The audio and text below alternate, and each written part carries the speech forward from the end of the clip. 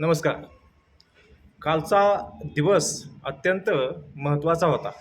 भारतीय लोकशाहीच्या इतिहासात सामाजिक न्यायाच्या लढ्यात आणि समतेच्या विचारधारेत क्रांती घडवणाऱ्या महामानवाची जयंती, भारतरत्न डॉक्टर बाबासाहेब आंबेडकर यांची जयंती. आज आपण त्यांना अभिवादन करताना केवळ स्मरण करणार नाही, तर त्यांच्या संविधानाने दिलेल्या अधिकारांच्या प्रकाशात आपल्या समाजाच्या वेदना, प्रश्न आणि वास्तव यांचा प्रामाणिक आढावा घेणार आहोत. बाबासाहेबांनी संविधान लिहिताना एक गोष्ट स्पष्ट केली होती.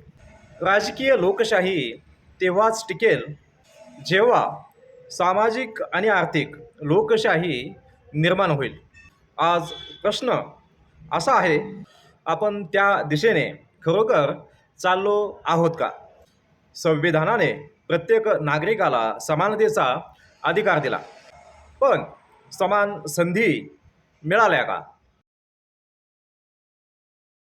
महाराष्ट्राच्या सामाजिक आणि राजकीय रचनेत मराठा समाजाने मोठी भूमिका बजावली आहे.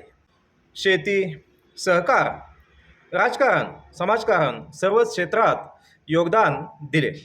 पण आज वास्तव काय आहे? ग्रामीण भागातील शेतकरी संकटात आहे.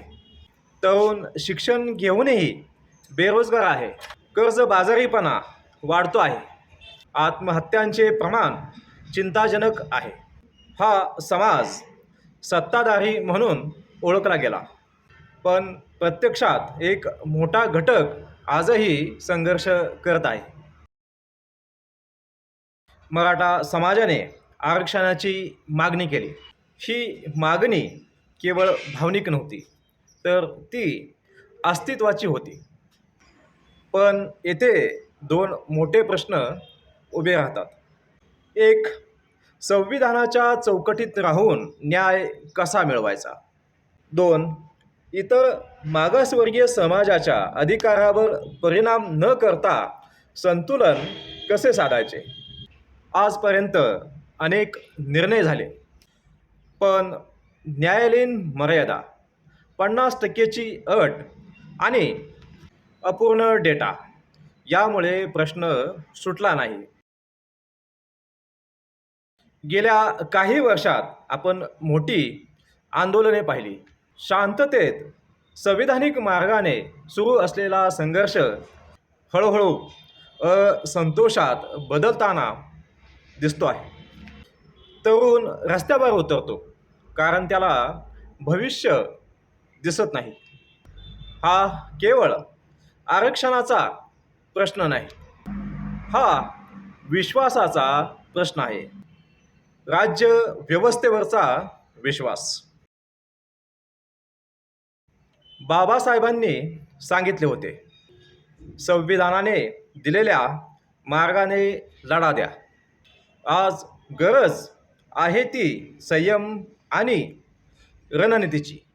ठोस डेटा गोळा करणे, सामाजिक आणि शैक्षणिक मागासलेपण सिद्ध करणे, न्यायालयीन लढा मजबूत करणे.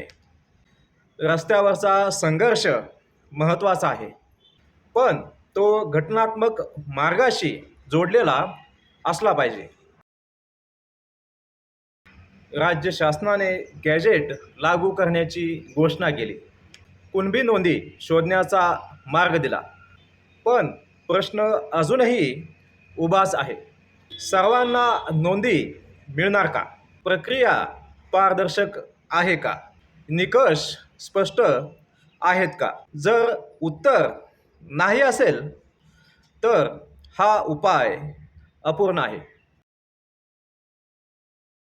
या प्रश्नात सर्वात मोठी जबाबदारी कुणाची आहे? राजकीय नेतृत्वाची. वर्षानुवर्षे आश्वासने दिली गेली, पण ठोस उपाययोजना केल्या गेल्या का?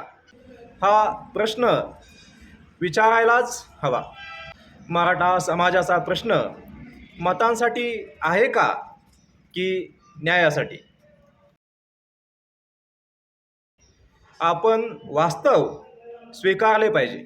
आरक्षण हा एक उपाय आहे, पण तो एकमेव उपाय नाही.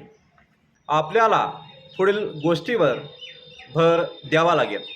शिक्षणात गुणवत्ता आणि प्रवेश, कौशल्य विकास, उद्योग आणि रोजगार निर्मिती, शेतीत आधुनिकता. हा लढा केवळ शासनाचा नाही, तो समाजाचाही आहे.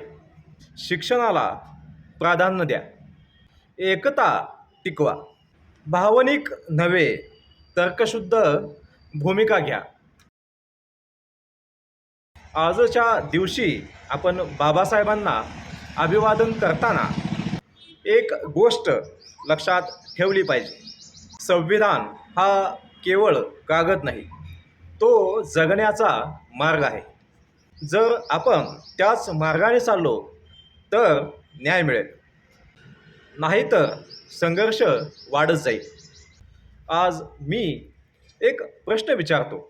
मराठा समाजाच्या वेदना, त्यांचा संघर्ष, त्यांची अपेक्षा, या सगळ्यांना न्याय मिळणार कधी?